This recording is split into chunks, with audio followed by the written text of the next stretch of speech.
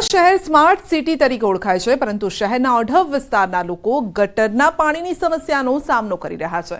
જીવન જ્યોત સોસાયટીમાં છેલ્લા 15 દિવસથી ગટરના ગંદા પાણી ઉભરાઈ રહ્યા છે, તેમજ છેલ્લા 7 દિવસથી લોકો ત્રાહિમામ છે। સોસાયટીના મહાદેવ અને અંબે માતાના મંદિરમાં પણ ગટરના પાણી ફરી વળ્યા છે। ચૈત્રી નવરાત્રીના દિવસોમાં ગટરના પાણી ઉભરાતા લોકો પરેશાન છે। ગટરના ગંદા પાણીના કારણે રોગચાળો પણ વકર્યો છે। તાવ, શરદી જેવી બીમારીનો લોકો સામનો કરી રહ્યા છે। આવાસ યોજનાના ગટરના પાણી સોસાયટીમાં ફરી વળ્યા છે અને મનપાને 5 થી 6 અરજીઓ કરવા છતાં કોઈ નિરાકરણ ન આવતા લોકોમાં પણ ભારે રોષ છે। સમસ્યાનું તાત્કાલિક નિરાકરણ કરવા સોસાયટીના લોકોએ માંગ કરી છે।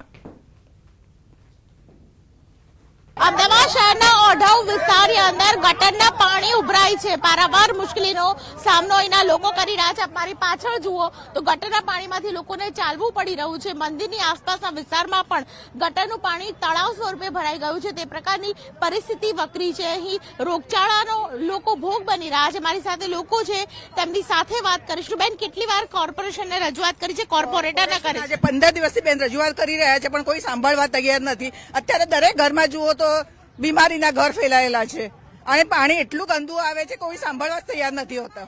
કેટલા સમયથી 15 દિવસથી પાણી આવ્યું, તો 15 દિવસથી કોઈ સાંભળવા તૈયાર નથી? 15 દિવસથી આ સમસ્યા છે ને છેલ્લા 7 દિવસથી આ સમસ્યા એક્સ્ટ્રીમ થઈ ગઈ છે, પણ એએમસી ની કાનમાં છે ને જૂં તક નથી રેંગતી। અત્યારે આટલા બૈરા બધા આયા, તમે મીડિયા વાળા આયા, ત્યારે કોર્પોરેટરને આવવાનો ટાઈમ મળ્યો અને આ પહેલી વાર નથી કે આવો ઇસ્યુ થયો છે। આવા નાના ઇસ્યુ પાછળ જે ફ્લેટ બનેલા છે એમાં જે બી કોઈ પ્રોબ્લેમ, એના લીધે અમારે બહુ જ પ્રોબ્લેમો ફેસ કરવા પડે છે, પણ કોઈ જ સાંભળતું નથી। સાંભળીને પણ નિગ્લેક્ટ કરી દે છે। 7 દિવસથી મેડમ મ્યુનિસિપાલિટીમાં અમે ઓનલાઈનથી લઈને ઓફલાઈન બધી અરજીઓ કરી છે, તો બી કોઈ ટોટલ 5 થી 6 અરજીઓ કરેલી છે। સોસાયટીમાં બધી રીતે કોઈ એક્શન લેવામાં આવ્યું નહીં। મ્યુનિસિપાલિટીનું કોર્પોરેશનમાં બી કમ્પ્લેન કરી, આપણે શું કહેવાય, ચેરમેનને કમ્પ્લેન કરી દીધી, બધાએ કમ્પ્લેનો કરી, પણ કોઈ એક્શન લેવામાં આવ્યું નથી। આજે મીડિયા આવી છે તો બધા ઊભા આવીને કે સેક્રેટરી કોઈ કહેવામાં કોઈનું આન્સર આપવા રેડી જ નથી કોઈ ગવર્મેન્ટના માટે। 15 દિવસથી આ ઇસ્યુ છે અને 7 દિવસ પહેલા ખાસ કરીને 5 થી 6 જેટલી રજૂઆત કરવામાં આવી છે। એમસી કમ્પ્લેન કરવામાં આવી છે ઓનલાઈન નંબર પર, પરંતુ આ પ્રકારની પરિસ્થિતિ છે તે પરિસ્થિતિ હાલ જોવા મળી રહી છે। હજુ પણ ગટરના પાણી એ પ્રકારે ઉભરાઈ રહ્યા છે કે અહીં 200 બંગલા છે, તેમાંથી અનેક લોકો છે તેઓ રોગચાળાનો ભોગ બન્યા છે। કેમેરા પર્સન શૈનિક મહેતા સાથે દીપિકા કુમાર, ન્યૂઝ 18 ગુજરાતી, અમદાવાદ। રાજકોટ સહિત સૌરાષ્ટ્રના માર્કેટયાર્ડમાં હાલ ડુંગળીની આવક શરૂ થઈ ગઈ છે, તો પીળી પત્તી ડુંગળીની મોટા પ્રમાણમાં આવક થઈ છે। મંગળવારથી જૂના માર્કેટિંગ યાર્ડમાં હરાજીનો પ્રારંભ થશે। હાલ ભાવની સ્થિતિને લઈ ખેડૂતો ચિંતામાં છે। 1 મણ ડુંગળીના ભાવ 100 થી 300 રૂપિયા ભાવ મળે છે। રાજકોટ માર્કેટિંગ યાર્ડમાં 4 થી 5 હજાર કટ્ટાની આવક થાય છે। સૌરાષ્ટ્રના માર્કેટિંગ યાર્ડમાં ઉનાળુ પીળી પત્તી ડુંગળીની આવક હાલ પૂરજોશમાં છે। લાલ ડુંગળી બાદ પીળી પત્તી ડુંગળીના પણ ખેડૂતોને ભાવ મળતા નથી અને ઉત્પાદન પડતર કરતા રૂપિયા 200 નીચા ભાવે ખેડૂતોને ડુંગળીનું વેચાણ કરવું પડે છે। અત્યારે ડુંગળીના ભાવ ખૂબ ડાઉન છે અને 100 રૂપિયાથી 80 રૂપિયાથી માંડીને 250 રૂપિયા સુધીના ભાવ મળે છે ખેડૂતોને, જે પડતર કિંમત કરતા પણ બહુ ઓછા છે। દાહોદ જિલ્લાના સંજેલી તાલુકામાં 82 વર્ષીય ગમનભાઈની વાડી, જે પહેલી વખત જોઈને આપણે નાનું મોટું જંગલ જ લાગે। સંજેલી તાલુકાના વાસિયા ગામે નિવૃત્ત શિક્ષક ગમનભાઈ 2010થી પ્રાકૃતિક ખેતી કરે છે, જેમાં અનેક પ્રકારની ઔષધિઓ, ચંદન સહિત વિવિધ પાકોનું વાવેતર કરે છે। 1000 થી વધુ ચંદનના ઝાડ, 300 થી વધુ આંબાના ઝાડ, 100 થી વધુ સાગના ઝાડ સહિત અનેક પ્રકારની વનસ્પતિ, શાકભાજી, ફળોનું જતન તેઓ જાતે જ કરી રહ્યા છે।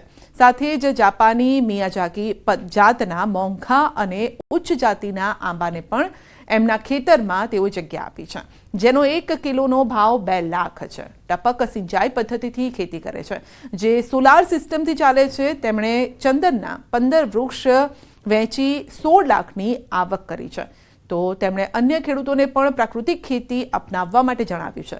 ગમનભાઈને વર્ષ 2009-10 તેમજ 2013-14માં બેસ્ટ આત્મા ફાર્મર એવોર્ડ પણ પ્રાપ્ત થયો હતો।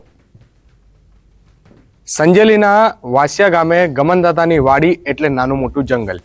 ગમનદાદા જેઓ કે નિવૃત્ત શિક્ષક છે અને તેના બાદ તેઓએ પોતાનું નિવૃત્ત જીવન ખેતી તરફ પસાર કર્યું હતું, ત્યારે તેઓએ પોતાના ખેતરમાં હાલ કહી શકાય કે 1000 થી પણ વધુ જે છોડ છે તે રોપેલા છે. 1000થી વધુ તો માત્ર ચંદન જ છે, આંબા છે, તે તમામ પ્રકારનું કહી શકાય કે જે ઔષધિઓ પણ છે. આપણી સાથે ગમનભાઈ છે, તેઓ સાથે વાતચીત કરીશું. આ જે વિચાર છે તે કઈ રીતના આવ્યો હતો? હું જ્યારે શાળામાં શિક્ષક હતો ત્યારે દર વર્ષે વિજ્ઞાન મેળો ભરાય અને એ વિજ્ઞાન મેળામાં મેં ઔષધીય વનસ્પતિઓ રજૂ કરી અને જિલ્લામાં પ્રથમ નંબર આવ્યો. હા, ત્યારે પછી મેં અહીં ઔષધીય વૃક્ષો ઉછેરવાનો, જે જંગલમાં ખલાસ થઈ રહ્યા છે એવા વૃક્ષો અને ઔષધીય વનસ્પતિ વેલાઓ બધું ઉછેરવાનો પ્રયત્ન કર્યો અને જ્યાંથી મને મળ્યું ત્યાંથી લાવીને અહીં રોપેલા છે. 1000 જેવા શાક છે, 1000 જેવા ચંદન હશે. એ ઉપરાંત બીજી 70 જાતના વૃક્ષો છે. તેમજ ઔષધિઓમાં સર્પગંધા છે, અશ્વગંધા છે, સતાવરી છે, બ્રાહ્મી છે, એવા વિવિધ જાતની ઔષધિઓ અહીં ઉછારેલી છે. ચંદનના ઝાડ મેં 2 વર્ષ અગાઉ લખનઉમાં વેચ્યા હતા.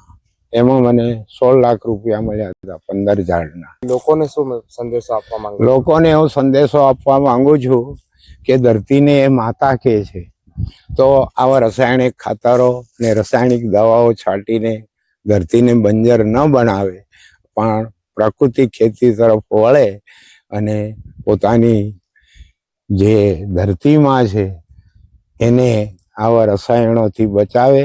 તેઓએ અહીંયા વિવિધ પ્રકારની જે ઔષધિઓ પણ લગાડેલી છે. આંબા, ચંદન, સાગ સહિત જે હિમાલયમાં જે વૃક્ષો થતા હોય છે, જે છોડ ઉગતા હોય છે, તે પણ અહીં લગાવી અને વાર્ષિક લાખો રૂપિયાની આવક કરી રહ્યા છે. અને અન્ય જે ખેડૂતો છે તેઓને પણ પ્રાકૃતિક ખેતી તરફ વળવા માટેના પ્રયાસો હાલ તેમના ચાલી રહ્યા છે. સૌરભ ગેહલોત, ન્યૂઝ 18 ગુજરાતી, દાહોદ.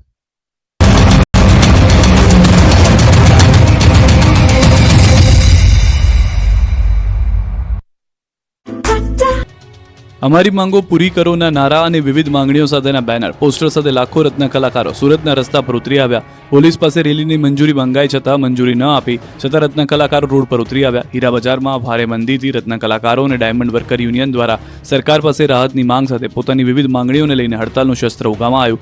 અનેક રજૂઆતો છતાં તેઓની માંગ સ્વીકારવામાં ન આવતા રત્ન કલાકારોએ હડતાલ પાડી કતારગામથી કાપોદ્રા હીરાબાગ સુધીની રત્ન કલાકારો એકતા રેલી કાઢી.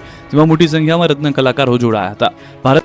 નમસ્કાર, આપ જોઈ રહ્યા છો ગુજરાતની number 1 news channel news 18 Gujarati. આપણું ગુજરાત સાથે હું છું સિદ્ધાર્થ દોકિયા. મહત્વના સમાચારોથી કરીએ શરૂઆત. અરવલ્લીમાં 30 ફૂટ ઉપરથી પુલ નીચે ખાબક્યો ટ્રક. ઊંચે કાંધ પડેલા ટ્રકના દ્રશ્યો છે અરવલ્લીના. પૂરપાટ દોડતો ટ્રક 30 ફૂટ ઉપરથી પુલ નીચે ખાબક્યો હતો. અરવલ્લીના માલપુર લુણાવાડા સ્ટ્રીટ હાઈવે પર ટ્રક પુલ નીચે ખાબક્યો હતો. સોનારિયા પાસે ટ્રક ચાલક પૂરપાટ જઈ રહ્યો હતો ત્યારે સ્ટીયરિંગ પરથી